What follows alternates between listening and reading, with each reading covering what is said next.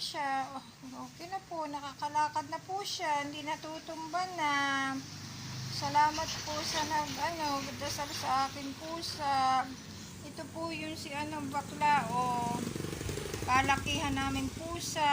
May lahi po yan. Ito po yung kahawig ni bakla, hindi po siya anak. Yan, ang laki po ang lahi ni bakla. Yan. Malalambing po ang mga pusa namin. Well disciplined po sila. Ayun po. Mayroon po itong problem few days ago. Hindi po siya nakakalakad. Si bakla, oy. Si bakla po ito. Nabakla na. May isa po tulog, Pinakita ko lang po yung latest video ni Uling. Kasi dinala ko po siya sa doktor. Sa agad ng gamot. Maraming pa po yan. Kaya pa-subscribe po at pa-support na aming channel. At para maalagaan ko sila, mabilhan ng mga masarap na pagkain, malinis na gagamitin, at sila po'y nadadagdagan tuwing meron pong mga tinatamad na sa mga hayop nila, sa amin binibigay. Ayun po, hindi ko rin naman po matiis, at yung puro na lang po sila bigay-bigay ng mga pusa sa akin, ay hindi ko naman po matanggihan. At kasi yung iba hahagis pa sa dagat daw, ayan lang naman sama pong pakinggan nun. So may karma din naman po ang mga taong mga nananakit sa mga hayop. Ako'y naniniwala pag ang kabutihan mo nagawa sa mga hayop, may blessing po pati yan kay God, at may reward tayo. Kaya hayop man o aso, maging mabuti po tayong tao. Kahit sila po ay gayaan, hindi makapagsalita, nasasaktan din po sila. At kasi yung pusa namin si Uling, kinuna ng dugo, iyak-iyak siya po kasi nasasaktan siya. So para mo din po tao sila. Kumbagay sobrang sobra po talagang nakaka-touch pag gayaan po sila. Talagang parang tao din talaga. Kumbagay nasasaktan din talaga sila. Kaya lang hindi talaga sila makapagsalita. Sobrang 2 taon na po ito. BP pa ba lang po. Ang cute niya. Kala ko po babae. Ay nako po. Ang pusa namin pusa namin lalaki isa. Lagi siyang malapit doon. May lahi po talaga siya. Malaking pusa.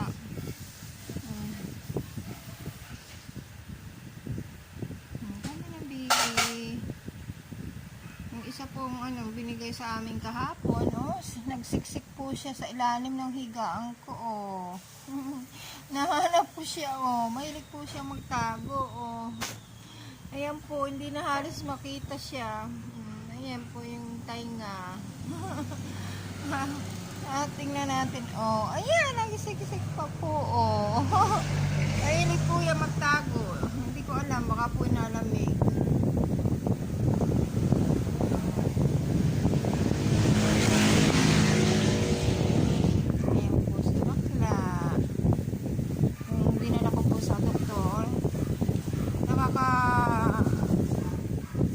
Lakad na po siya, hindi na siring. Ang problema nga lang, hindi pa po siya kumakain. Dahil mo dito si Uling, yung sinilas mo, ano yung tawag nito? Lagyan ka ng Dahil mo si Uling dito, hindi niya lang naman. Tulog pa?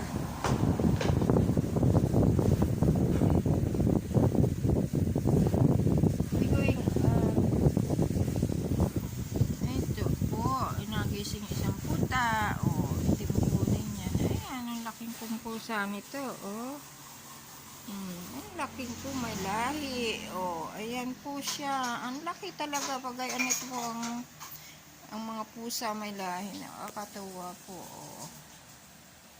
ayan.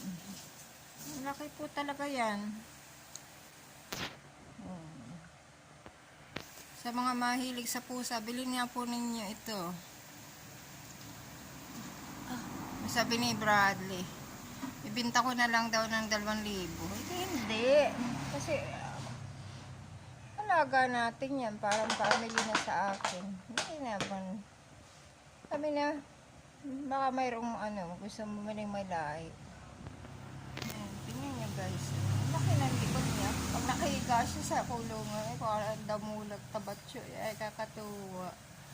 Kasi yung posisyon niya, ayun, nakaangat pa yung kanyang 2 baraso.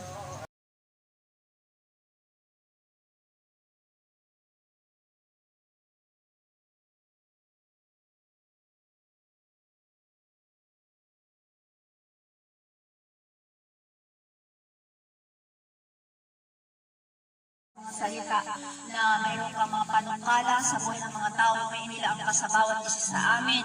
May magandang bagay kang inilaan sa bawat isa sa amin. Kaya salamat po sa tanghaling ito at inaating ko po na hindi po matatapos ang araw na ito ng aming pagsasama-sama at may mga araw pa po na kami po ay magkakasama-sama pa. Napakalaki pong mga bagay na gagawin mo sa bawat isa sa amin. At salamat po at buksan mo po ang mga pag-iisip, maging pandinig ng bawat isa sa amin upang maunawaan mo nga po, maunawaan ng bawat isa sa amin kung ano nga po ang layunin ng gagawin mo sa bawat isa at maging po ang mga salita na marinig namin kahit kunti lang ito, Lord, ay buksan mo ang aming mga kaisipan upang maunawaan namin ang nais mong iparating sa bawat isa sa amin. Salamat po at ginagalang ka po namin sa aming mga buhay sa lugar na ito. Ito po ang aming samot panalangin sa pangalan ng Ama, ng Anak, ng Espiritu. Amen, amen, amen, amen. Happy birthday. Happy birthday. Okay. Pray.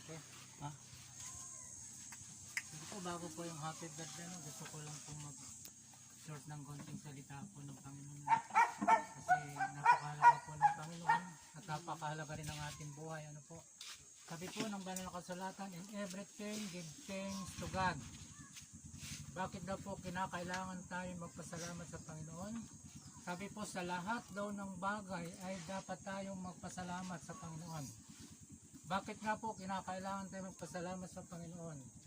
Kasi yung buhay po natin ay galing sa Panginoon. Siya po yung source. Siya po yung pinagmula ng ating mga buhay. Kahit ano pong kalagayan ng ating buhay, mayaman tayo, professional, gwapo, maganda, ang Diyos po ang pinagmumula ng ating buhay. Yun po ang kauna-unahan kung bakit kinakailangan tayong magpasalamat sa Panginoon.